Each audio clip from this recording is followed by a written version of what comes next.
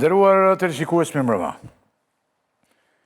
Ditët e fundit, siç e keni ndjekur dhe e keni vuajtur, hequr mbi kurizin, mbi shpinën tuaj, ka patur një motë jashtëzakonisht të keq. Jo të barabartë në të gjithë territorin e vendit, domethënë kam patur pjesë të goditura tmerrsisht dhe pjesë të tjera të goditura në mënyrë normale. Rreshjet shumta që kanë sjellë përmbytjet për pasojë përmbytjet shumta në zona të ndryshme të vendit, me pasoja ndoshta shumë të mëdha. Është shënuar edhe një viktimë në Durrës, punonjësi komunales. Por ne do të përpiqemi të diskutojmë në pjesën e parë të këtij emisioni, për të mos e bërë dhe monoton si emision, ka dy arsye që ne do të përpiqemi ta bëjmë disi më, si thua, të japim falëndyrimi, në mënyrë që të mos bëhet monoton, sepse ka një rregull. Popullata jonë, po dhe ne të gjithë, nuk jemi të prirur të vrapojmë dhe të ndjekim ngjarjet më të rëndësishme. Kjo është një ngjarje shumë e rëndësishme që ndodh te ne.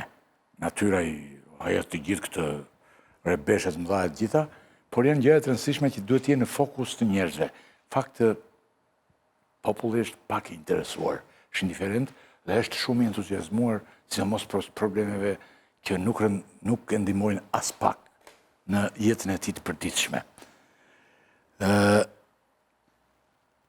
Të më presin, ka pas ka thënë ministri, të shkruajnë, ministri i mbrojtjes, me atë unë kishim iden që, po. Mirëmbrëma, zoti ministër. Mirëmbrëma dhe faleminderit për mundësinë. Si vazhdon, çfarë gjendje është aktualisht? Para se unë të hyj edhe me... Patjetër, kemi dy situata kritike në këto momente, edhe më pas nëse më jeni mundësinë të flas edhe për masat që po ndërmarrin për ditët në vijim. Situatë komplekse vijon në Durrës për efekt të derdhjes të lumit Erzen që në orët e para të mëngjesit, siç kishim bërë dhe parashikimet përkatëse, dislokim të forcash në terren, forcat armatosura, forcat civile vazhdojnë përpjekjet edhe në këto momente me evakuime të konsiderueshme, rreth 400 persona në zonën e Sukthit dhe të Katumit të Ri, çka e ka çuar numrin e evakuarve në rang vendi në rreth 500 persona në të dhënat e fundit që disponojnë. Po marrim masa për t'i akomoduar në struktura hotelerie në Durrës, sikundër dhe rezervat materiale të shtetit janë të angazhuar me bashkinë dhe Ministrinë e Brendshme që të vinë në ndihmë të banorëve të evakuuar. Nga ana tjetër kemi situatë në rrugderdhjen e Vjosës, ku gjendemi me forcat shtuara dhe me mjete për të mbajtur në gatishmëri qoftë argjinaturat në zonën e Fierit edhe në zonën e Vlorës, edhe prita plumore të përforcuara her pas here. Kemi një situatë të qëndrueshme, shtrirja e ujrave në rrugderdhjen e Vjosës është e gjerë, na ka detyruar të bëjmë evakuimet e 3 fshatrave dhe kemi aktualisht evakuime në ecuri e sipër. Ai do kërkoj edhe me kuptimin tuaj nëse më duhet të shkëputem për pak minuta. A ka patur, zoti ministër, një paralajmërim për qytetarë për të marrë masa? A kanë fjalën për zonat me rrezikshmëri më të lartë? Zonat më të identifikuara edhe njëri, domethënë kemi... Ndoshta ju e mbani mend që në fundjavën e kaluar, ditën e shtunë, ne bëm edhe një mbledhje komiteti emergjencash, i gjeo dhe shërbimet urologjik ushtarak bën dhe njoftimet përkatëse, Agjencia e Mbrojtjes Civile për bashkitë, gjithashtu dhe prefekturat, dhe krijuam dhe nivelin e rritjen e gatishmërisë edhe të forcave armatosura në mbështetje të parashikimeve të burjeve që kishim në ato momente. Situata dinamike në Durrës, ku priteshin rreshje në gjithë bregdet, në fakt përqendruar në mënyrë intensive në Durrës në fillim të javës, dhe sot burjet e lumenjve me gjitha rreshjet e këtyre ditëve kanë krijuar këtë situatë të vështirë, ku siç e thash, jemi kryesisht të dislokuar në bashkinë e Durrësit, në Shijak, gjithashtu edhe në Bashkinë e Vlorës dhe Bashkinë e Fierit. Nga ana tjetër kemi më shumë se 150 forca të dislokuar dhe në bashki të tjera, sepse qëndrojnë gatishmëri në zonën e Bunës, në Obod, në Dajç, gjithë pjesën e Nën Shkodrës, ku vijojmë menaxhimin e kaskadës, dhe nga ana tjetër edhe në jug të vendit, ku forcat gjenjere janë të angazhuara në Gjirokastër dhe Lëvin për rehabilitimin e dëmeve të vërshimeve që ka pasur. Dhe këtu dua të shpjegoj se shpeshherë më pyesin pse vërshime të tilla në Gjirokastër, në Delfin apo në zona mëtore. Mbani mend fare mirë se çfarë ka ndodhur nga pikpamja e zjarreve në jug të vendit në sezonin e kaluar dhe praktikisht kemi faqe të tëra të këtyre malësive, të cilat janë të zhveshura, nuk kanë më kapacitet mbajtës dhe praktikisht kemi këtë situatë vërshimesh të dherave në masë të konsiderueshme. Por si Ministri i Mbrojtjes më takon të them që dhe të sigurohem që mekanizmi i mbrojtjes civile dhe forcat armatosura të jenë në terren, të janë në terren, përparësi jeta e qytetarëve dhe mbrojtja e infrastrukturave kritike në mënyrë që, siç e kemi bërë gjatë gjithë këtyre vitet, të vijojmë të ofrojmë energji elektrike, të vijojmë të ofrojmë ujë dhe shërbimet parsorë ndaj qytetarëve në zonat e prekura. Zoti Ministër, domethënë gjithë ideja jone e kësaj pjese programi është sa është fajtore natyra, jemi okej, pasaj ne nuk kemi çfarë t'i bëjmë, sa është njeriu në këtë rast. Shqipëria përmbytet thuajse çdo vit në vende, sidomos kjo pjesa e gjysmëveriore, por dhe pjesa e Durrësit është bërë tani si një fenomen. Pse kanë dështuar politikat e parandalimit? Kur e dim që përmbytemi çdo vit, e kam fjalën, ju nuk jeni, kjo është një punë që duhet i bërë për 35 vjetë, ju jeni ministri i fundit të një kohë relativisht të shkurtër me kohën që ne kemi në dispozicion. Dim tani që në zonat urbane ndodh ai problemi që ndodh, por ka filluar ndodh edhe për shkak të shkatrimit të pyjeve, të gjitha erozionit që ndodh e tjera, dhe natyra pjesën e vet. Por pse ndodh kjo tani kur ne e dim që do, dhe sidomos me kapriçot që ka moti në këto kohë. Dhe ne përsëri na gjenë të papërgatitura dhe sidomos në zonat të rëndësishme. E kuptoj dhe mirë kuptoj shpeshherë këtë kritik për sa i përket nivelit gatishmërisë apo nivelit të përballimit situatave të tilla. Atë që mund t'ju them nga konstatimet e gjithë kësaj jave, është se kemi gjithashtu edhe disa elementë suksesi. Doja të nënvizoja situatën në Shkodër, situatën urbane në Shkodër. Kemi një Shkodër të thatë sot për efekt të gjitha investimeve që janë realizuar në mënyrë të përkohur, do thoja, për sa i përket kanalizimeve të ujrave të larta, për sa i përket pritave të rakorduar gjithashtu me Fondin Shqiptar të Zhvillimit apo me Agjencinë e Mbrojtjes Civile që financon vit pas viti dhe do vazhdoj ta bëjë edhe në vitin 2026. Nga ana tjetër edhe në Vlorë jemi orientuar sigurisht të shohim Vlorën të përmbytur, pavarësisht rreshjeve, Vlora sot është e thënë. Jemi të përqendruar në këto momente, do ketë patjetër momente të bëjmë dhe analizën, të nxjerrim dhe përgjegjësi, do kemi momente të bëjmë politik, ka gjithmonë kohë për të bërë politik.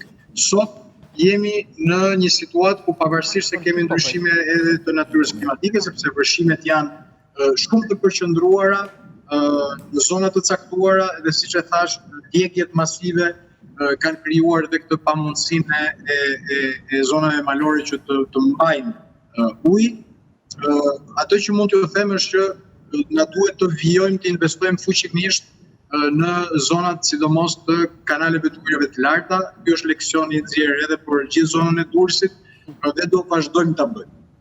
Si pritet të jenë ditët në vijim, a ka rrezik të krejtësohet situata? Kemi edhe një të vdekur, ë? Sa patjetër patëm të fatkeqësinë e kolegu do thoja në Durrës, sepse ishte pjesë e gjithë skuadrës angazhuar për përballimin e emergjencave.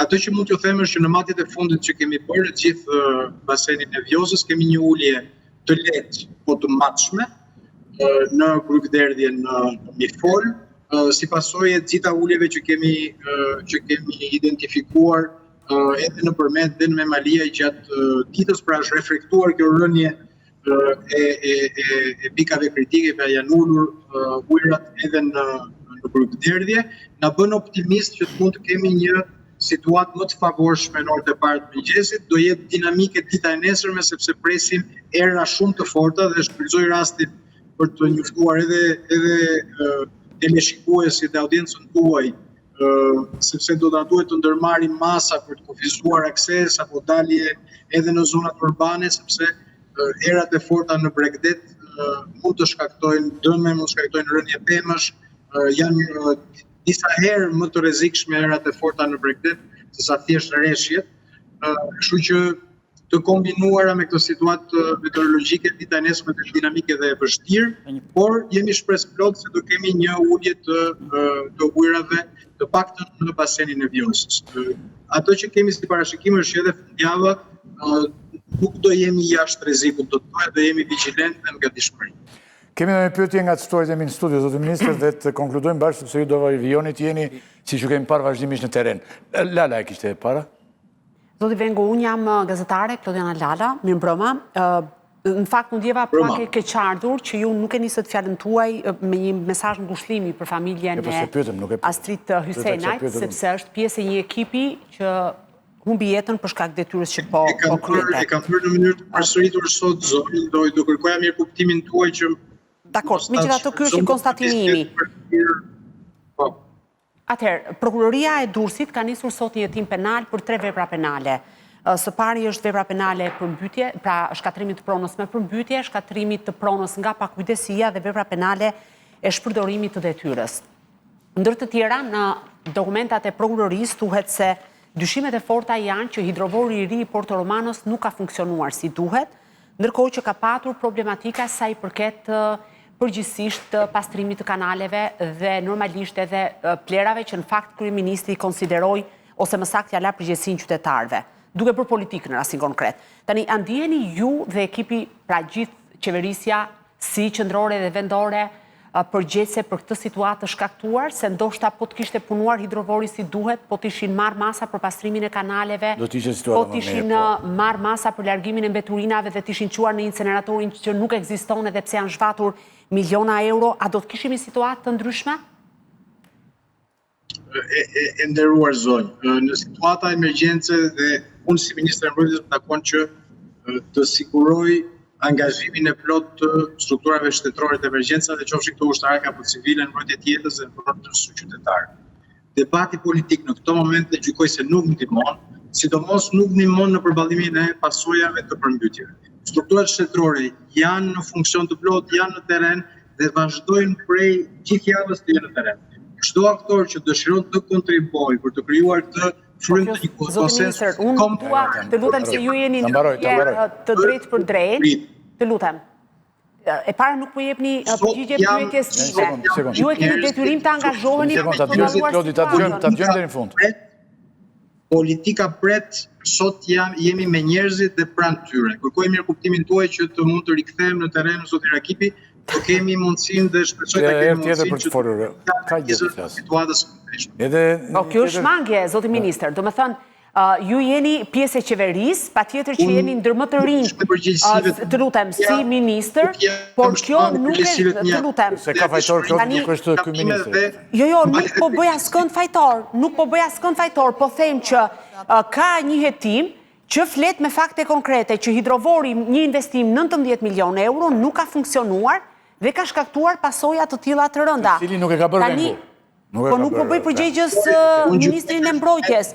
Dhe fakti që ministri i mbrojtjes thot për atë dhe do kemi kohë. Zoti Vengo më lër vetëm këtë fjalinë. Fakti që ju si ministri i mbrojtjes vini këtu dhe na të lutem ma dëgjoj fjalinë sepse po bëjmë kakofoni. Ushtrimit të përgjegjësisë tonë për të komunikuar. Po fakti që vini këtu dhe thoni që jemi në gatishmëri, kjo është detyra juaj funksionale, nuk është se po i bëni ndonjë nder shqiptarëve. Detyra ime funksionale është të sigurojmë marrëveshje. Se sot kishte edhe pamje qesharake për shembull të makinave të ushtrisë që kishin përfunduar në pusetat e rrugëve. Përfundojnë. Ishte përmbytur te Roma. Patjetër. Roma për shembull ishte përmbytur. Po ama ka përgjegjësi në Rom, në Itali, në Gjermani. Del kërko dhe falje. Nga qytetet më të vjetra të botës ishte përmbytur. Del kërko dhe falje. Hajde të marrim ti themi Vengo tani për mbytyjet e tij tani. Përgjegjësuat sot zonja Lala me një foto për të krijuar një situatë e cila nuk ekzistonte. juve gjithë sakrificën e forcave të armatosura zonë ju takon ta mbështesni. Ju heq kapelen gjithë atyre që bëjnë punë, zoti ministër, por propaganda nuk është e vlefshme në rastin konkret. Propaganda nuk ka lidhje fare. Mund të përgjigjesh pyetjeve a ndjeni apo jo përgjegjës? Okej. Iku. Një pyetje. Po nuk do të përgjigjet pra. Iku. Nuk e kemi në lidhje, në larguat ministrin. Tani nuk mund t'i kërkoj ministrit Vengu. Jo, ministri është përfaqësues i qeverisë. Ka ndodhur në 35 po s'është kryetari i qeverisë tani. Nuk është se nuk ka ndodhur në Durrës në 35 vite kjo situatë. Kryetari i qeverisë nuk është Nuk është Piro Vengu dhe ai foli me kompetencë. Një sekond, një detaj. Ai foli me kompetencë, tanë Shkodrës na ka ndodhur gjë. Pas në Tiranë s'ka ndodhur. Një sekond, ne jemi gazetar dhe pyetëm Shkodrën. Çka ka ndodhur në Shkodër? Jo, thanë Shkodër ka rënë borë, tha maleve, tha, dhe nuk ka rënë shisa. Dhe e dyta, nuk është hapur porta e hidrocentralit në atë nivel sa mund shkaktoj përmbytje. Por, kjo nuk do të thotë absolutisht që shteti ka ndërhyri, ka bërë ato digat dhe ne jemi gati. Kjo nuk do të thotë absolutisht që nesër të pëllësitet Shkodra dhe të mbulohet deri në Velipoj, si që të zakonisht. Unë e kisha thirrur, jo ju lutem, të themi dhe një, unë e kisha thirrur ministrin Vengu, i cilin e kam parë, po jo të lutem, e kam parë në punë, për gjatë gjithë kësaj kohe, duke u përpjekur të bëj detyrën e vetë. Po ne nuk po themi që ishte eroj popullit. Zoti Rakipi, e di për çka ka përgjigje? Nuk e kisha. Ka qenë drejtuesi i portit të Durrësit. Edhe ka bërë, po se ka bërë hidrovolt. Po nuk e ka bërë ai, më po ky lidhet shumë me transferimin Unë e kisha thirrur për të na dhënë në sqarime për këtë problem dhe ne tani filluam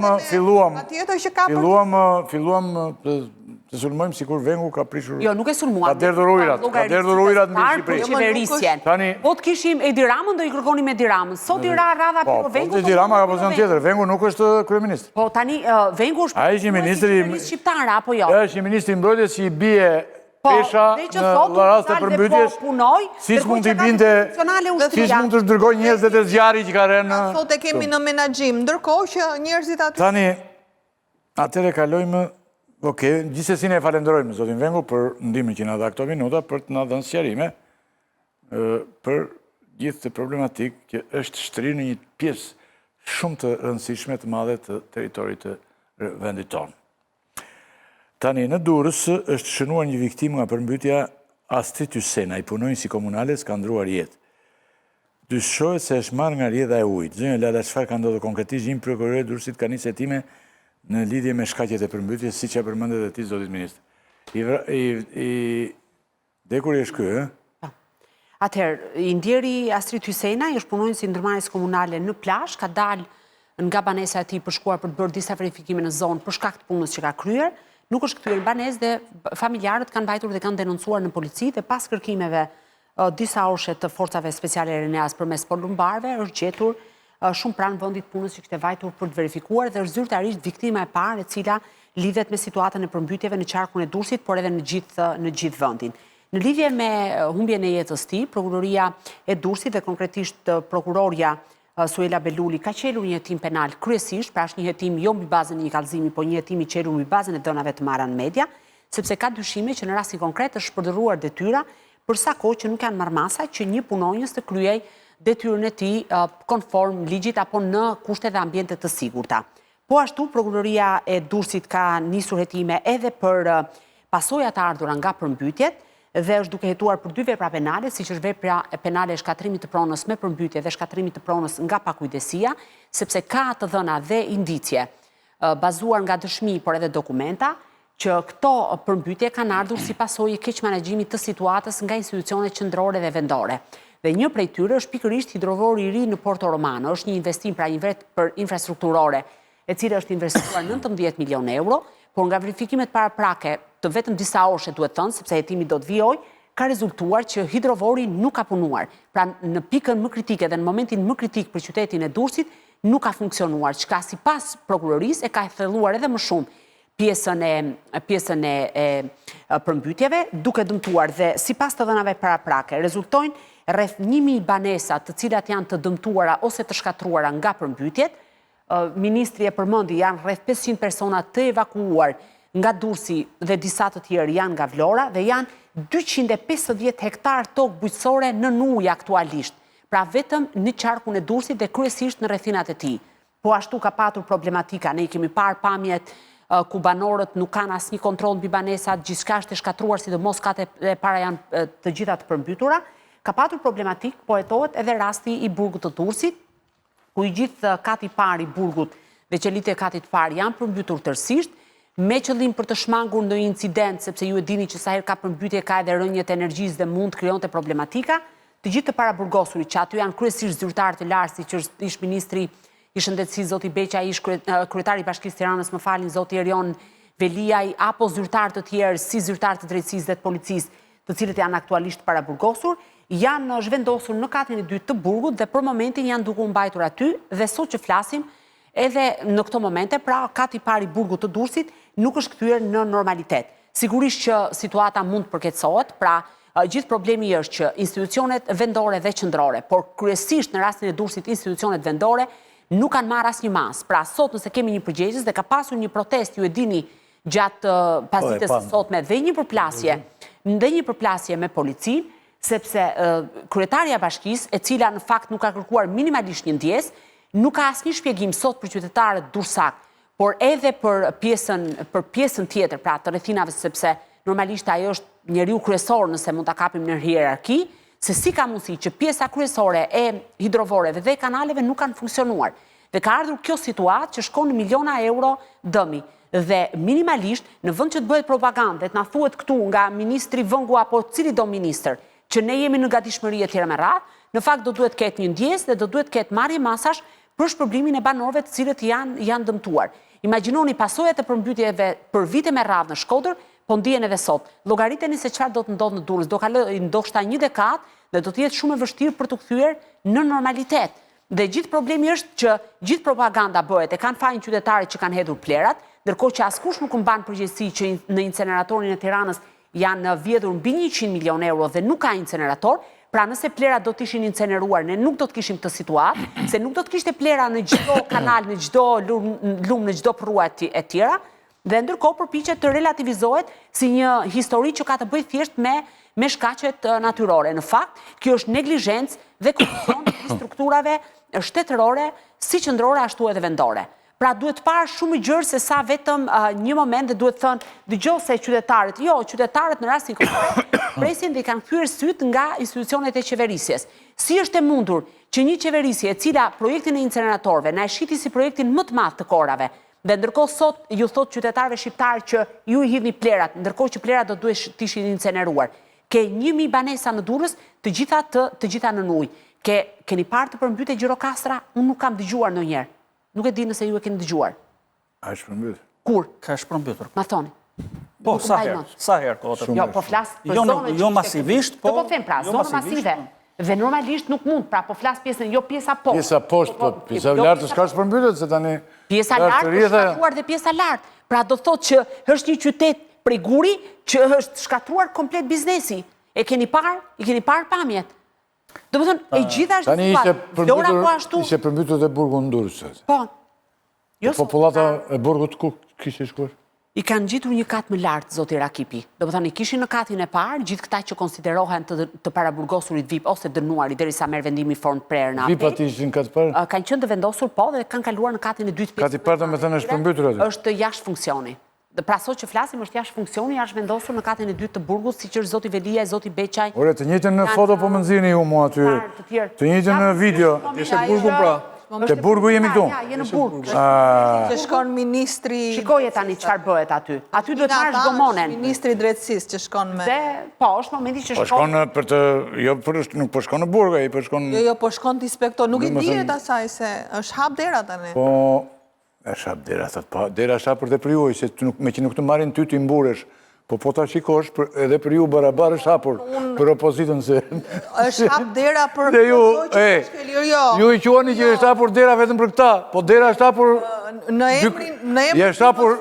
Jo ti, jo me ti. Për këdo që ka shkel ligjin, edhe unë... është hapur 2 katësh. Aq më shumë që unë sot jam... jashtë strukturave të partisë, po jo, më stua jashtë ju asë. U largove di përfundimisht. Unë kam dhënë dorëheqjen, ju e dini shumë. Po e di, po aty dhe kthehet njeriu. Jo, unë nuk i bëj gjërat për të kaluar. Edhe po thres doktori nuk kthehet. Jo, po nuk ka arsye. Doktori duhet thrasi me disa gjëra që ti plotësoj. Plotësohet i tani dhe tela pastaj e thotë. ai personi që ka vdekur, ka qenë në punë gjatë natës, ke parasysh këto janë të komunales që punojnë natën. Punojnë që komunales që punojnë natën? Po, dhe mendohet që duke ardhur në shtëpi, ata banojnë... Pasi kishtë mbaru punën? Pasi kishtë mbaru punën, në atë zonën e Knetës aty, ku ka shumë mreshje, kishte dalë ujë, kishte kanal të mbushura, tjera, dhe aty ai mendohet që ka rënë, shëzuar, po askush ditë thosë se ai ka qenë vetëm. Pra kjo është paraprakisht si ngjarje. Autori komunales vetëm kënë? Shkonte në shtëpi. Ikte në shtëpi? Ishte vetëm, në orën 10 para dite, nuk e ka parë njeri kur ka rënë, diçka e tillë. Kjo ka ndodhur, paraprakisht është kjo si situatë. Pra punonte natën dhe në orën 10 ka qenë duke u Po, verifikonte situatën dhe kthehej më pas në banesë. Kurse Durrësi është përmbytur qyteti në datat 6 dhe 7. Janë dëmtuar banesa, biznese, makina. Sot më thanë që nga Durrësi të gjitha serviset janë plot, makinat e dëmtuara me vlerë shumë të madhe, ata po i bëjnë vetë me lekët e tyre. Pra që është dëm shumë i madh shkaktuar popullit dhe kur pash këtë historinë e prokurorisë, më pëlqeu shumë mënyra se si e kishte konceptuar prokuroria, që duhet jetë Suela Beluli, krye prokurore, besoj. Kjo është më fal, është drejtuesja në dijenin time e prokurorisë Durrësit. Durrësit, po e thash, krye prokurore Durrësit, kjo e kishte marrë, pra mënyra se si ka ndërtuar kjo hetimin, mua më pëlqeu sepse ka përfshirë dëma materiale, dëme psikologjike, blokim të aktivitetit shoqëror. Edhe fakti që kanë filluar hetimin kryesisht është për të lavdruar, se ne po qëmë kallëzime penale dhe si prekin me dorë. Kjo është, pra, mënyra se si e kanë ndërtuar, mua më pëlqeu dhe për të parë pash me fjalë që një prokuror gjykon që këtij shoqërisë aty në Durrës i shkakton një dëm, që nuk është vetëm dëm material, po është dhe dëm moral, që shoqërisë aty e shkaktuar mbyllja e shkollave, mos funksionimi institucioneve tjera, që është një dëm shoqërore tjera, dhe kishte ndërtuar në këtë formë dhe mua më pëlqeu. Dhe akuzat e dyshuara, vepër penale dyshuar, shpërdorin detyre shkatërim prone me përmbytje, shkatërim prone nga pakujdesia. Ndërkohë, situata emergjente Durrësi tani ka problemin e shpërthimit të erzenit në fshatin Katund i Ri. Këtë probleme ka emergjent, sepse ujra tani në Durrës janë të requr dhe blokimi 2 ditor i Durrësit, që s'kishte as qarkullim as gjë, dhe që kjo sigurisht rëndon të qytetarët, nuk është më. Por problematik është pjesa e Katundit të Ri, ku ka dalë erzeni dhe kanë evakuar banorët e kësaj zone. Kjo është Durrësi. Tani, unë do kthehesha pak me që Ylli po më lë të vazhdoj. Po tani se... Më ndërpre, mund të vazhdoj handi. Unë vite thelbi. Pse na ndodhin këto gjëra. Pra, ne këtu kemi qenë në këtë panel kur kishim zjarret në verë, apo jo? Ka rëndë dhe një zjarë? Po, ka rëndë dhe një zjarë. Po nuk ka lidhje me motin. Nuk ka lidhje me motin. Nuk ka lidhje me motin. Nuk ka lidhje me motin. Ran zjarët dhe në thamë, dhe unë thash këtu që neve kujtohemi këtu në Shqipëri, gjithmonë mbasi ndodhin gjërat. Pra, po si ka mundësi? Në ndodhë tërmeti dhe kuptojmë që i kemi ndërtuar keq. Në ndodhin zjarret në ndodhin vit për vit. Ne premtojmë që do sillim avione, do rregullojmë vit për vit, po pas një vitin e kemi harruar. Në ndodhin përmbytjet, në ndodhin vit për vit. Por ne kujtohemi kur mbytemi, kur na vjen ujë këtu dhe themi në vitin tjetër do i rregullojmë, do i bëjmë tjera. Pra, ne jemi një shoqëri dhe kemi një shtet që në te parandalimi nuk mbushin fare, nuk dim që është parandalimi. Ky është problemi. Dhe për ta marrë si shembulli më ilustrues i mundshëm, shembulli më i kuptueshëm për të gjithë është Veliera e Durrësit. Veliera e Durrësit duar gjuan nga 5, më fal, ta mbaroj, 2 fjali. Nga 5 që u tha milion euro, bë 10 milion euro. 10 është fiks. Nuk ka rëndësi. Kjo 10 milion euro për kartolinën që do bënin turistët, si pas kryeministrit, kartolina e madhe, 10 milion euroshe, është përmbytur dhe është me video në 11 shtator 2025, para 4 muajsh. Dhe nuk është zgjidhur. Bëhet një vepër 10 milion euroshe dhe nuk i bën njeri drenazhimin. Dhe aty është, si ato, që e thonë, pool në anglisht. Full, theti? Pool. Ajo ku lahen njerëzit, si quhet, pishin. Swimming pool. Si një pishin. Dhe ne kemi aktualisht prap të mbushur atë kartolinën 10 milion euroshe me ujë dhe s'dim çfarë të bëjmë. Okej. Ka dhe një gjë. Sot Belinda Balluku ka thënë që është e njëjta gjë. Ka thënë andej poshtë në Gjirokastra që do mbjellim pemë te rruga Tiranë, te Pelen Gjirokastër. Po dhe mund të mbjellin tani. Po, mbjellin pemë, asnjë problem. Po pse kujtojmë sot për të mbjell pemët? Janë si ullinjt pas Kjo është logjika. Po kjo është logjika, pse kujtohemi ne kur jemi të varur? Kur jemi të varur, kur po vdesim, pse kujtohemi? Pastaj që ta bësh dhe gjysmë politike ti, Adriana ndryn gjithë kjo tani, si e mendon? Tani, ironia unë fakt edhe kur njoftova për ftesën në emisionin tuaj të nderuar, mu kujtua gjithë të ditë që sa ishte Erion Veliaj në krye të Bashkisë Tiranë, fizikisht, se tani ai është prap ligjërisht, ne na përmbytej Tirana çdo 2-3 muaj.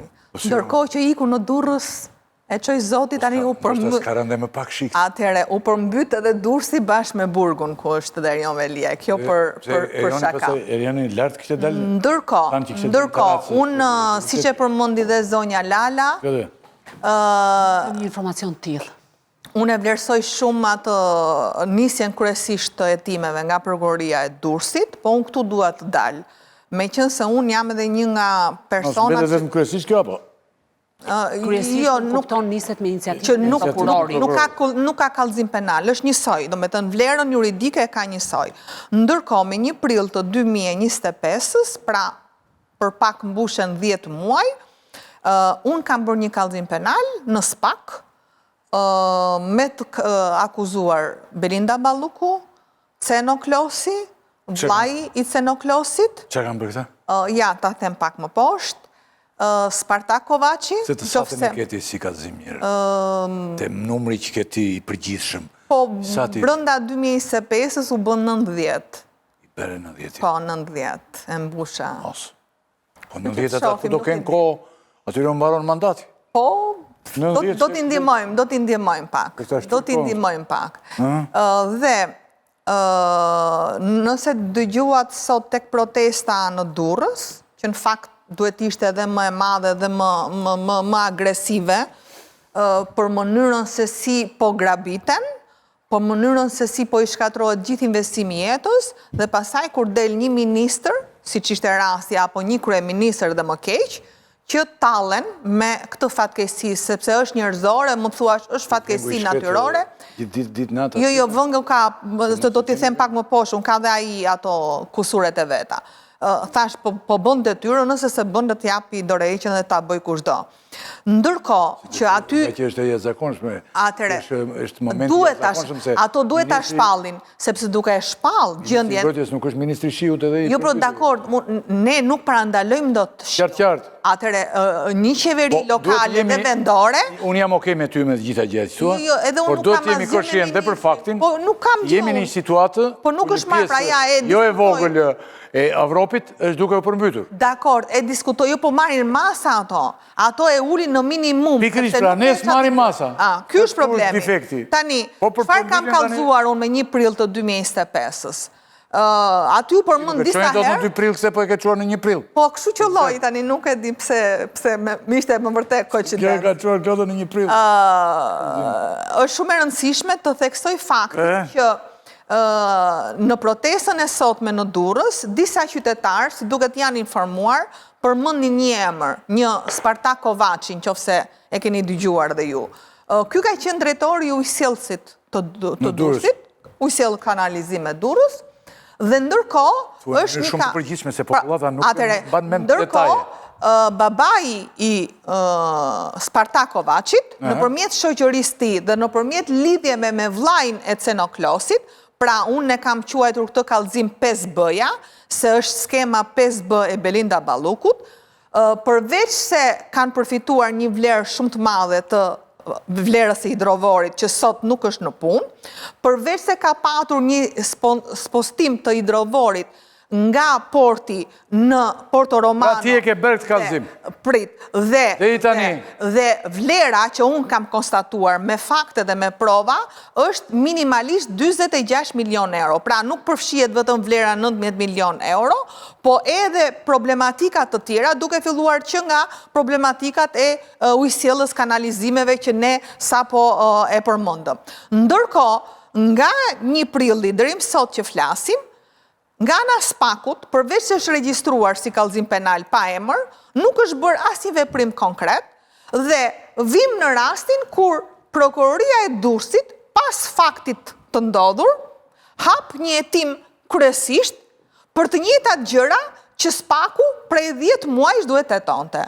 Ky është shqetësimi që un kam, sepse përveç se ti nuk avancon me hetime, pra për të parandaluar agravimin e veprës penale, ti nuk parandalon dhe hemorragjin financiare që ka buxheti i shtetit në raport me këtë.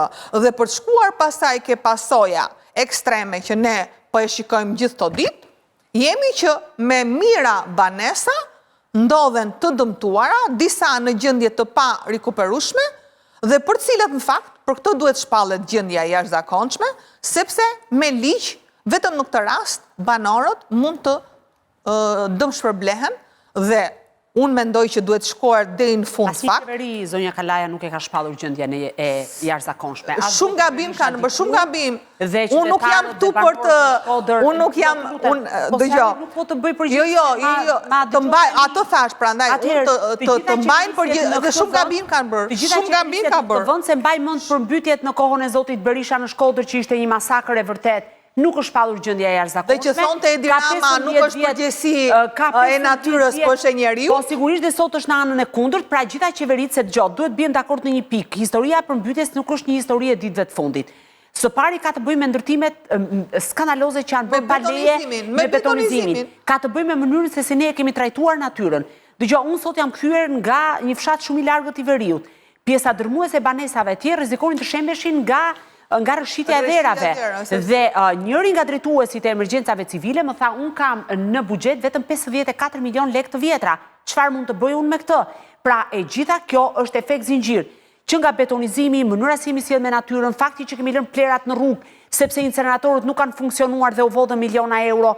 Fakti që pra janë të gjithë kompleksitet. Por lidhje me gjendjen e emergjencës, patjetër që unë dua që të shpallet gjendja e emergjencës, si njëri që dua të jem tek qytetarët, por ama asnjë qeveri nuk ka pranuar ta bëjë gjë. Shumë gabim është. Nuk ka pranuar ta bëjë gjë. Unë desha të dal. Pra sot opozita e KOS dhe mbarova me këtë fjali, thotë që të shpallet gjendja e emergjencës, ndërkohë që dje po kjo opozitë ishte në pushtet dhe nuk e ka shpallur.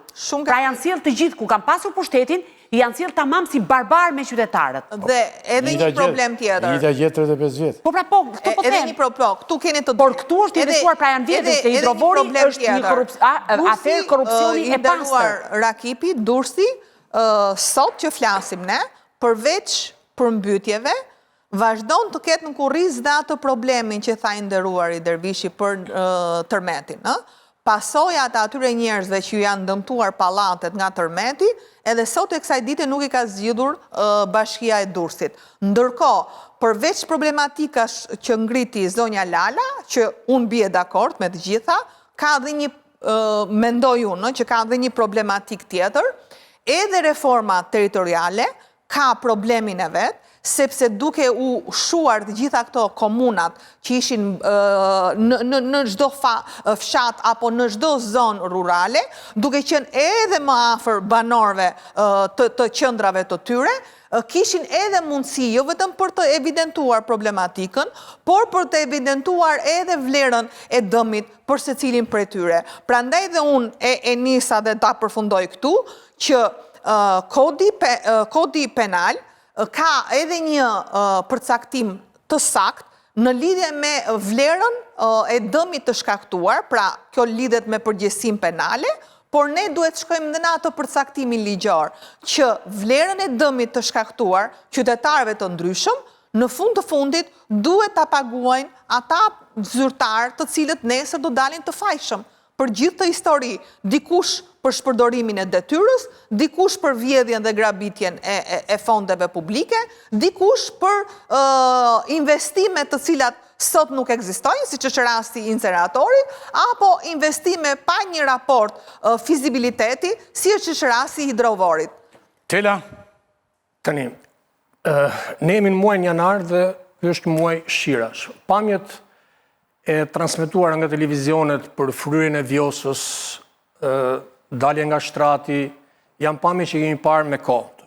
Pamjet në verit të Shkodrës, në Obot, rruga e përmbytur, është pamje që kemi parë prej vitesh. Në gjithë këtë historinë e ditëve të fundit të shqirave me një intensitet më të lartë, dy janë elementet që përbëjnë veçori. Durrësi dhe rruga Qukos-Qafploç. Nëse do shikoni pamjet e Durrësit të transmetuar dhe dje dhe parde nga televizionet, pamjet me dron nga të Durrësit, të krijoj ideja si kur ndodheshe në një vend të paqësorit, ku kishte kaluar një tajfun, një uragan, një tsunam, por nuk e mendoja kur që do ishim pamjet e një qyteti bregdetar në Shqipëri, i cili ka pasur histori për mbytjesh që kur është themeluar, por kur në këto përpasa. Ne kemi parë për mbytje të Durrësit në janarin e vitit shkuar. Ne kemi pasur për mbytje të Durrësit në nëntor. Paka shumë sa herë ka rënë shi gjatë vitit kaluar në Durrës ka pasur për mbytje. Kur në këto përmasat e sotme. Dhe kjo nuk është nga shiu, pra era shumë shi dhe u përmbyt Durrësi. Nëse të gjithë po kërkojnë që ta kthejnë fatkeqësi natyrore këtë që ka ndodhur në Durrës, kjo është vetëm fatkeqësi korruptive. Në kuptimin që ka ndërtuar një hidrovor të ri për të zhvendosur të vjetrin për t'i bërë nder një oligarku që ka platformën e naftës në Porto Romano. Kanë zhvendosur hidrovorin e vjetër, pra e kanë mbyllur atë, dhe do hapim kastratit. Por na akuzon në Ylli Rakiti, nuk përmend një emër. Po, ishtë bënderi që flet kastratit dhe nuk preket Porto Romano. Nuk e kam problem për çdo lloj emri që mund. Unë po them dhe hidrovori i ri, sipas ekspertëve, është ndërtuar në kuotë më të lartë. Nuk i thith dot ujëra, duhet jenë ujëra të lartë që i thithë ky dhe t'i hedhin det. Për këtë arsye është përmbytur Durrësi. Dhe nuk ka punuar hidrovori i ri. Është fikur i vjetër dhe i riu. Edhe të dojtë punojë, nuk punon dot sipas ekspertëve në atë kuotë ku është ndërtuar. Prandaj ka ndodhur përmbytja. Kur të punonte ky hidrovori thoni ju, Durrësi nuk do përmbytej. Po jo nuk të situatë. Durrës, shiu nuk ra sot e dje par dje, ka rënë gjithë jetën. Po nuk ka ndodhur kjo përmbytje. Nuk do ishte ky neve, nuk do ishte ka rënë në Durrës, ka rënë shi sa që ka rënë Kavaj, sa që ka rënë Tiranë. Aq shi ka rënë. Merrni buletimet meteorologjike dhe nuk ka rënë më shumë shi. Jo, sot unë po bëja fjalë me njerëz të mi të afërt, të cilët po më thoshin Tirana është rregulluar. Ja të flasim bashkë po flasim. Tirana është rregulluar se nuk u përmbyt. Unë jam i bindur 100%, ju do pyes dhe gabim që nuk pyetëm të shërbimet të llojit të shërbimet. Ka patur të njëjtën. Sa milimetra ka rënë në Tiranë? Jo, varet edhe si bie. Se në qoftë se ajo sasi. Po pra po, si bie, nuk duhet të justifikoj. Po jo pra jo, në qoftë se ajo sasi që ka rënë në Tiranë për 24 orë, bie për 10 minuta. Okej, në lavamanin tënd merr një gotë me ujë dhe hidhe, merr një tenxhere, do më shumë kohë bie. Po nëse tubi është i mbyllur, ku do i ujë? S'mund të thonë fare. Kjo ka ndodhur në Durrës. Jemi okay, jemi okay. Kjo ka ndodhur. Dhe përveç se është vetëm ky. Po, është e gjitha me bazë korruptive. Dhe përshtypje përveç kësaj, bën edhe rënja e skarpateve në Qukos-Qafploç. Edhe atje është e njëjta histori. Është rrugë e re e sapo ndërtuar dhe s'do kishte pikë në arsyes që të shëmbeshin skarpatet e rrugës. Sepse si janë bërë ato ana, jam i sigurt. Janë bërë. Shikojnë botë, po janë bërë të janë bërë, po janë bërë në mënyrën se si e kanë bërë ata që kanë marrë tenderat. Shtoj vetëm një moment, atëherë, meqense 10 muaj Spaku nuk ka pas mundësi për ta hetuar këtë çështje. Atëherë sot, që nga momenti që filluan problematikat në Durrës, edhe deri momenti që po flasim, prokurori i Spakut, është prokurore në fakt, ka të gjithë legitimitetin dhe detyrimin për të shkuar në Durrës, të gjithë provat materiale janë atje, dhe nga ana tjetër, unë e ftoj prokuroren, sepse jo më parë se 3 ditë, ajo ka marrë dhe një post rëndësishëm në SPAK, është bërë drejtuese e seksionit kundra korrupsionit. Kështu që zonja Bejko, me këtë rast, meqense ka dhe dosjen që unë sapo citova, ka dhe mundësinë që është bërë dhe në krye të strukturës antikorrupsion, të shkojë në qytetin e Durrësit, siç ka bërë prokuroria e Durrësit që ka nisur hetimet kryesisht, dhe të shikojë sepse qartazi unë jam me zotin Tela, këtu jemi përbara një korrupsioni galopant. Ka dhe një problem tjetër i drovori atje të porti i Kastratit, që je merë lumin dhe mbush portin. Kupton që... është ndërtuar keq, është projektuar keq. Si bëjnë këto punë, më burë. Pra porti aty qahen që porti është i cekët, kupton? Tani lumi meret nga kneta e Durrësit të hidhet në port. E kuptoni tani? është një lloj si ajo. Njerëzit atje thonë po na kthehet naftë në shtëpi mo. Po tërheqin ujë dhe na kthehet naftë. Po, është vërtet. Ishte bërë njëri një video sot shumë bukur në Durrës, më fal. Në lidhje me këtë gjë. Ishte bërë njëri një video shumë të bukur në Durrës, se kishte ndjekur. Dhe thoshte, kjo pompa thoshte ka 24 orë që punon në një puset, por nivelin puset nuk bie thot. Dhe e ndjekim, e ndiqte tubin e pompës dhe dirte një kanal. Kanali ishte lidhur me të njëjtin puset. Pra, uji e kupton është miti si në rajonet e tjera tani çfarë gjendje është kjo? Me atë gurin ku rris që ngre malin, shkon majt mali dhe rrokulliset guri poshtë. Ku në Tiranë?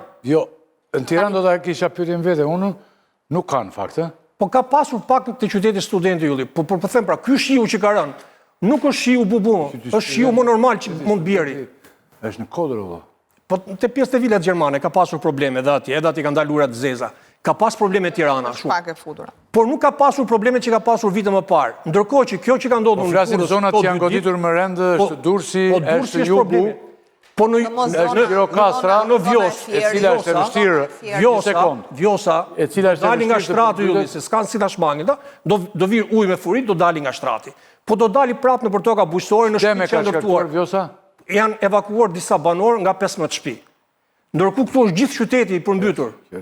Dhe gjithë qyteti i përmbytur nuk janë toka bujqësore, se ndoshta ato dhe me kalimin e kohës edhe mund të rikuperohen më thjeshtë, mund të paguash dhe më pak para. Po këtu është gjithë qyteti i përmbytur. Këtu kanë humbur një gjithë orën ditë shtëpiake, kanë dalë jashtë loje. Tash si do kompensojnë këta njerëz? Si do i ndihmosh këta njerëz sepse këta njerëz për të dalë te kjo pyetje. Këta njerëz kanë paguar taksa. Këta njerëz kanë paguar taksa që tubacionet jenë në rregull dhe kur të bjerë shiu, tubacioni ta çojë ujin ku duhet ta. Opozita, për mbyshi shtëpinë e tyre. Opozita, Partia Demokratike ka kërkuar gjendje të jashtëzakonshme. Gjendje të fatkeqësisë. Por ndërkohë ka kundërshtime të mëdha për këtë. Dikush më thoshte mua që është një kërkesë e papranueshme sepse bien poshtë të gjitha. Në qoftë se kërkohet gjendje e jashtëzakonshme, bie poshtë çdo ide që përmbytja është e ardhur nga njerëzit. Jo, shkojnë bashkë ato shkojnë bashkë paralel. Si sepse ti duhet ta bësh sidomos për interesat e qytetarëve. S'ka lidhje fare, ajo lidhet tërësisht me faturën. Shpallja e gjendjes së jashtëzakonshme. Sepse ti do të përballosh detyrimet ndaj qytetarët duhet të dëmshojnë. Nuk është gjendje e jashtëzakonshme, konsiderohet gjendje fatkeqësisë natyrore. Kështu është termi që përdoret. Por gjendje fatkeqësisë natyrore është që ra shiu dhe ra shumë shi sa nuk kishim çfarë të bënim. Që ka një kontradiktë ajo që kërkon PD-ja. Por PD-ja kërkon me sensin që qeveria të jetë përgjegjëse dhe të dëmshpërblej banorët. Këtu ka një kontradiktë, sepse këta njerëzit i kanë paguar taksat e tyre për të qenë një jetë në rregull, që tubacionet funksionojnë, që hidrovorit funksionojnë, që mos përmbyten. Tani duhen paguar përsëri para të tjera, po nga këto taksa për të dëmshpërblyer. Që këtu është kontradikta. Qeveria mund ta pranonte më thjesht dhe të thoshte po, një fatkeqësi e madhe natyrore na ra dhe ne tash duhet i dëmshpërblejmë njerëzit. Por nuk ka për ta bërë as këtë, sepse nuk e ka bërë as në janarin e kaluar, as në nëntor dhe nuk e ka bërë vite me radhë.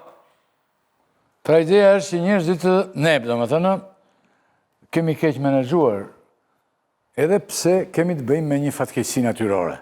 Se në çdo vend të botës nuk kanë keq menaxhuar njerëzit, zoti Rakipi. Institucionet qendrore dhe vendore, të lutem, janë përgjegjësi.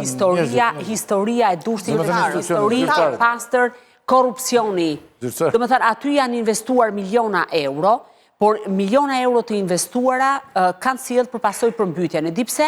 Sepse investimet, ato para të cilat në letër janë investuar, në fakt në realitet kanë shkuar në xhepat e zyrtarëve të korruptuar. Dhe unë ndaj shikoj këtë si një histori të korrupsionit. Do dhe një përgjegjësi politike të pasur. Ka 26 vjet që drejtojnë bashkinë e Durrësit. Kanë 13 vjet që drejtojnë bashkë me qeverinë. Janë bashkë gjithë atje. 4 vite e kanë drejtuar pa kundërshtar politik në Këshill Bashkiak. Pra kanë bërë çfarë u ka dashur shefi në atë qytet. Pasojat janë këto. Të çojnë çmimin e tendrit, ta çojnë 2 fish dhe edhe kur e çojnë 2 fish, nuk e çojnë as 10% investimit aty ku duhet shkojt.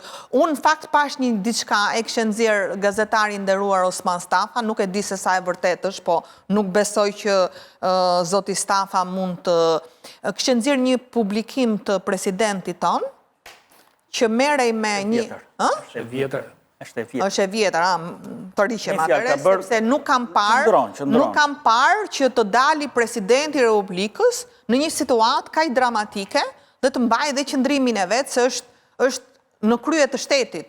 Dhe si pas gazetarit, Osmani ka bërë këtë, thot, ky njeri para 2 vjetësh qash për Slovenin, tani nuk ka bërë një rresht për Shqipërinë. Po dhe unë në këto kuptime kisha. Në këto kuptime kisha, se duke patur konsiderat për gazetari, nuk e mendoja që mund t'ishte diçka... Po dhe kërkimi largim... Edhe jemi 5 vite... Kërkimi largët shumë është. Jemi 5 dit dhe nuk kemi një reagim presidentit, mirë kryeministri që është dukur. Po presidenti? Atëre, po qëndrimi opozitës tonë ju si është se... Po në dalemi pak të zonat problematike nëse më lejon, zoti Rakipi? Te kush? Përveç Durrësi që është për mua situata më e rëndë që ka ndodhur ndonjëherë për shkak të numrit të lartë, pra për fat keq kemi një viktim, kemi mijëra shtëpi në ujë, kemi sipërfaqe 250 hektar tokë bujqësore, histori të korrupsionit, të aferave, të keq menaxhimit e tjera me radhë, kemi Lezhën dhe Kurbinin problematike, kemi veriun e vendit që ka rrëshqitje në disa zona dhe rrezikojnë banesa të ndryshme të shemben totalisht. Kemi pjesën e Vlorës, Ura e Mifoli dhe gjithë fshatrat aty përreth janë evakuuar. Patjetër, po ka Durrësi qarkun, domethënë. Dhe ndërkohë kemi rastin e Gjirokastrës, domethënë asnjëherë më përpara nuk ka patur një përmas të tillë në Gjirokastër. Sigurisht që gjithmonë ka patur zonat lokalizuara, po të shkoj edhe në pjesën brenda të qytetit, nuk ka ndodhur asnjëherë më parë. Pra do thotë që kjo tregon një histori të keq menaxhimit dhe këtu ka nevojë për një hetim të thelluar sidomos për Durrësin. Sepse vërtet hidrovori nuk ka funksionuar, por janë efekt të lidhura zinxhir të gjitha hallkat e institucionit qendror dhe vendor. Dhe sigurisht që unë them është një nisje e mirë hetimi kryesisht, por nuk mjafton për të shkuar deri në fund. Nëse niset një hetim kryesisht dhe rrugës harrohet, do të jetë më mirë të mos niset fare. Unë uroj që prokuroria ta çojë deri në fund, të jetë përpara përgjegjësisë së zyrtarëve të lartë dhe ta përcjell spakut. Sepse dhe kjo historia që ne mund ta mbyllim duke quar disa zyrtarë të thjeshtë aty prapa hekurave dhe ata të mbajnë gjithë përgjegjësi, këtu ka përgjegjësi të zyrtarëve të nivelit më të lartë, si qendror ashtu edhe vendor. Po ju jap një lajm atëherë, meqense e përmend, që lidhet me këtë. Unë nesër depozitoj një shkresë në prokurorinë e Durrësit dhe thash, duke e komplimentuar prokurore. Lejohet ta bësh në Durrësi? Jo. Unë do t'i kërkoj Durrësit që ato që ka nisur... Në spak lejohet, po në Durrës... Po jo, më lejohet t'a bëj ku do. Në qytetar, kur shikon që ka një vepër penale, është i legjitimuar të bëj. Por, duke qenë se ky kallëzim penal ka përparësi me qenë se është regjistruar në prill në spak, atëherë unë do t'i kërkoj prokurorisë të Durrësit që ta kalojë për kompetencë në spak dhe të bashkohen të dy dosjet bashkë. Është shumë e rëndësishme, sepse të mendosh është më e pakta ajo që sapo tha zonja Lala, të mendosh që tenderin për hidrovorin e ka marrë kompania e babait të drejtorit të ujësillës kanalizime Durrës. Dhe vëllai i kryetarit të Bashkisë së Helenës ishte drejtori të Gardës së Republikës. Tani para se të ikim këtij momenti, unë do të citoj dikë që thot një gjë shumë të drejtë, që ndjek emisionin ton, një miku i emisionit. Mirëmbrëma, thotë, unë ju vlerësoj për tematikat, për problemet nuk dalim me opinionistë, rrisin s'paku ata pak ekspert të eceve, në fakt nuk ka ekspert të eceve, unë sot po bisedonja, vretja ju është me shumë e drejtë, ka shumë pak ekspert.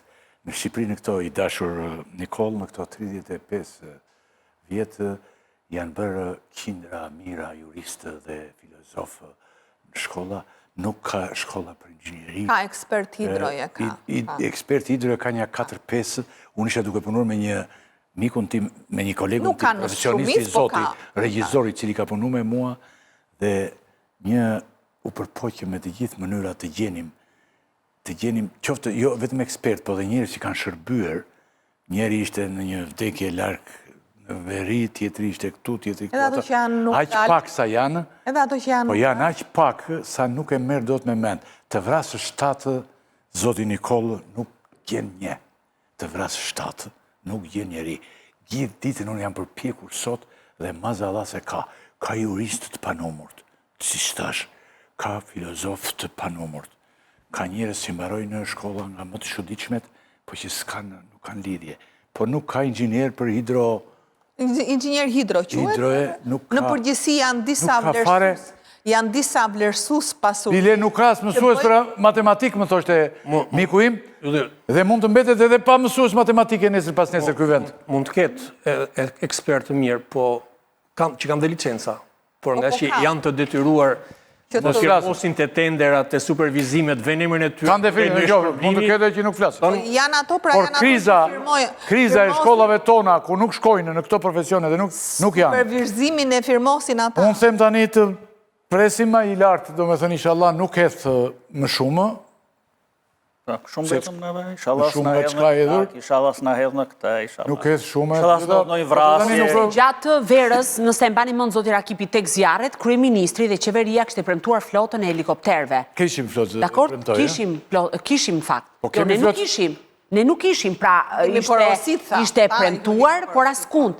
Ose helikoptere që janë marrë nga qeveria më pashme janë gjithkohës në remont, nuk funksionojnë, remonti kushton po aq sa blerja një helikopteri të ri, askush nuk e vë ujë në zjarr, po kujtohen vetëm kur zjarri u shkon tek dera apo uji u shkon tek dera. Kështu që këto janë pasoja të gjithë të mos koordinimit të keq qeverisjes, të keq menaxhimit të situatave, sepse qytetarët vërtet janë sot në këtë.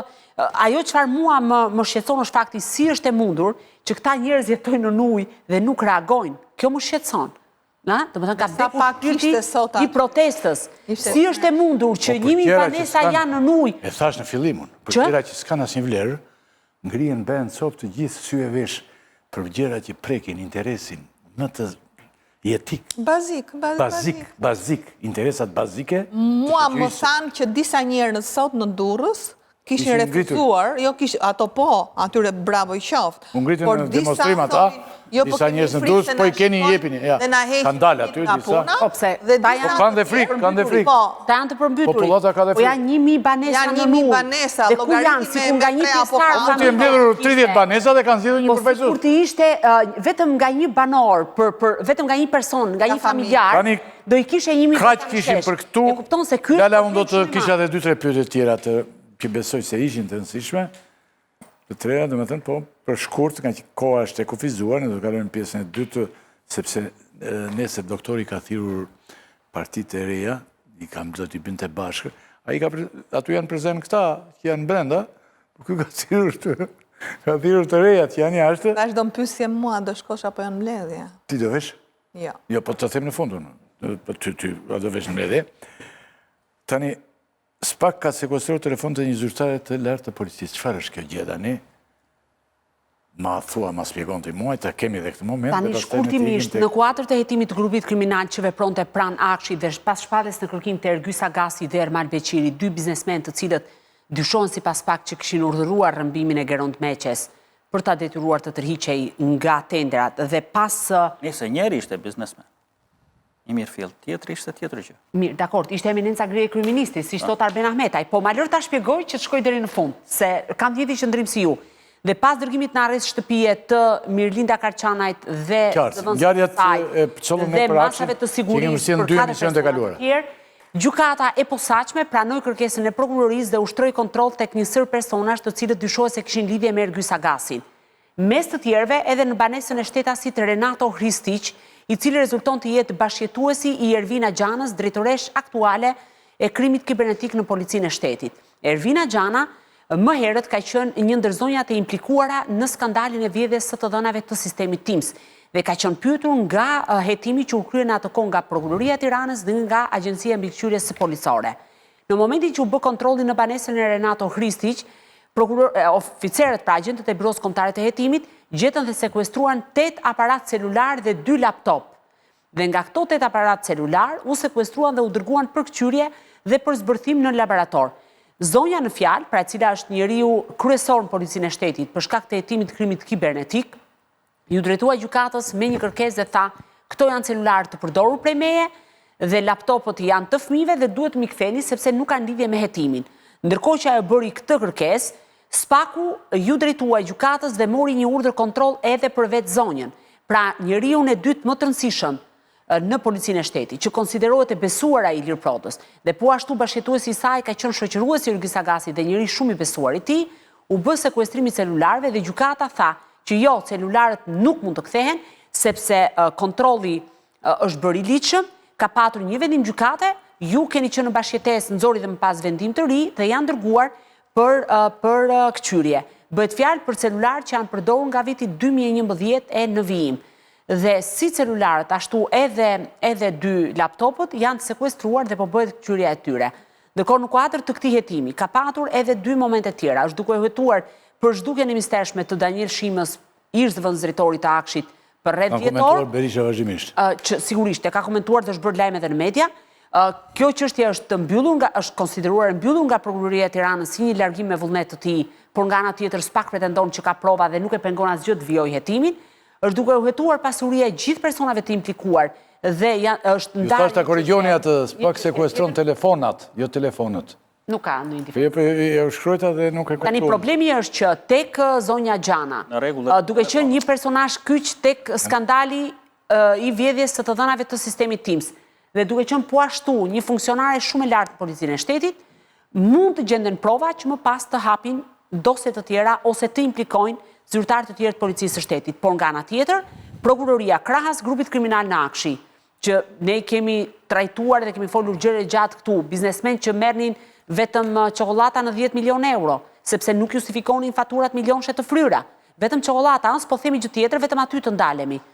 Pra, ose, për shembull ishte rasti se ishin disa biznesmen aty, përfshirë Gzim Hoxha e tjerë me radhë.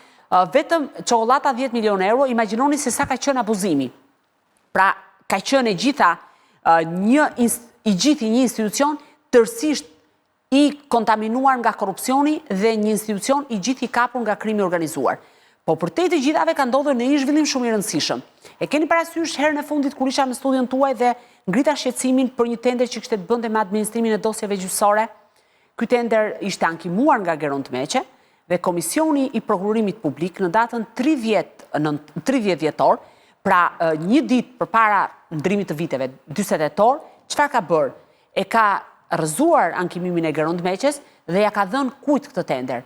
Ermal Beqirit, njeriu që sot është në kërkim me urdhër arrest nga SPAK dhe akuzohet për heqje të paligjshme të lirisë, konkurrencë paligjshme përmes rrëmbimit, grupit kriminal, pastrimit parave, pra ka një sër aferash korruptive dhe një sër veprash të rënda penale që mund të shkojë deri në 35 vjet burg.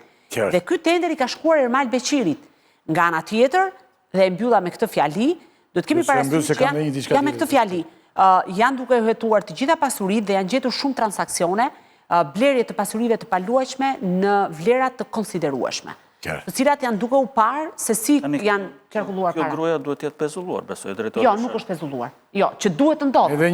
Edhe një është e lidhur, e largon këtë strishë. Pse spezullohet? A është në netim nga SPAK-u? Jo, nuk është në netim, është subjekti kontrollit për momentin dhe është duke u verifikuar roli, por në që janë në proces tani këto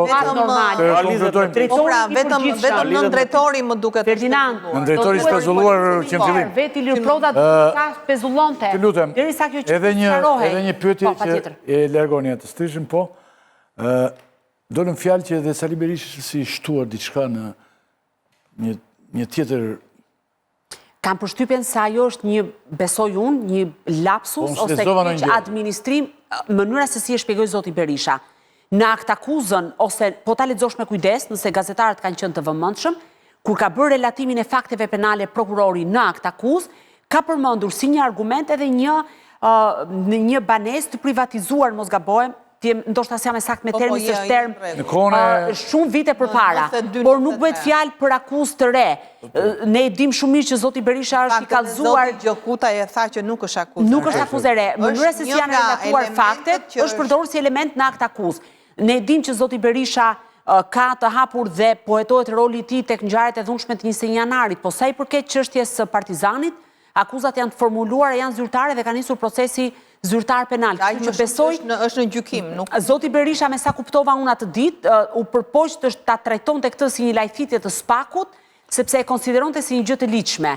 Por u trajtua në media si një akuzë e re, gjë që nuk qëndron në fakt. Por është përdorur si një argument ose rrethan rënduese nga ana e prokurorëve të posaçëm në raport me me të pandehurin Sali Berisha në rastin konkret? Të ndëruar të shikues, unë mendoj se s'kemi shtemi në një gjë tjetër për këtë pjesë, përgjithsisht ne folëm. U përpoqëm të ndaleshim të përmbytjet, të cilat janë jo të vogla, me deme të jashtëzakonshme, të cilat ne ende nuk e dim si do rikuperohen. Domethënë, sidomos për njerëzit në nevojë, njerëz të varfër, të cilët, si thua, një shtëpi kanë të vendosur atë dhe të krijuar gjatë gjithë jetës vetë, dhe ky është një problem shumë i madh, të cilën pritet që kryeministri të thotë se çfarë do të ndodhë me këta njerëz, dhe të presim më tej se si do të vijojë kjo përmbytje, inshallah ai lart nuk hedh më, thamë. Në pjesën e dytë ne do të jemi me opozitarët e rinj që refuzojnë Sali Berishën. Ti nuk do të jesh nesër, Adriana, në lidhjen e doktorit? Jo. Përfundimisht i ike nga kjo parti tani, nuk jeme. Unë kam dhënë dorëheqje. Se mos thuaj kur. Jo, patjetër. Unë prandaj thash, unë kam dhënë dorëheqje, Never say never. Shumë serioze, dhe unë i kam bërë dhe publike që mua nuk më në moralin tim politik. Si i ke tjetë dhe legjitat atë sorosit aty dhe janë badë, si i ke tjetë një aty? Nga njëherë vetë pastrohet. Ka ik nga posti, se s'ka ik nga partia. Jo, nga partia s'kam. Që janë tare partia? Jam antare. Po tare partia, këtu do të bëhemi ne tani. Edhe Klod Lala që s'të bëhet gjallë në botë antare partia, ja ti themë unë bëhu një 4 orë berë. Në tare partia s'ka rëndësim. është me shije personale. Njerë antare partije, kështu që... Unë kam Jo, thash për shembull. Jo, unë kam qenë dhe do jem, unë kam dhënë dorëheqje nga strukturat. Ato poste që kisha kam dhënë dorëheqje. Edhe sikur thes doktori thotë Adriana hajdet se partia ka Po ma nevojë. tha doktori, kur dhash dorëheqjen, më tha nëse s'kalon kandidatura jote për avokat populli, do kthesh, tha, hajde. Kështu që unë nuk them, sepse unë të thash politikën e shoh si moral, mund të duket pak absurde, dhe dyta që doktori përpara se të bëj këto Kjo që me votat e tavolina... doktorit, i the doktorit që me votat e doktorit u bë avokat i popullit? Populli ka avokat tani më në... Jo, me votat me firmat, që t'jemi korrekt. Vota qojnë ato firma. Firma, për mua është një gabim shumë i rëndë, të cilën nuk mund t'a kalojnë kaq lehtë. Kjo është dhe një nga arsyet që unë nuk shkoj nesër, dhe arsyeja tjetër është që doktori duhet të mbaj premtimet e foltores parë, pastaj të kaloj këtë rryezat. Zoti Tela, ti do vjosh të qëndrosh tani, të falenderoj shumë. Faleminderit juve. Faleminderit shumë. Faleminderit, është kënaqësi. Ne do të takohemi gjithmonë tani, se ti edhe tani ti u bëre si ne. Publicitet rikthejmë një herë.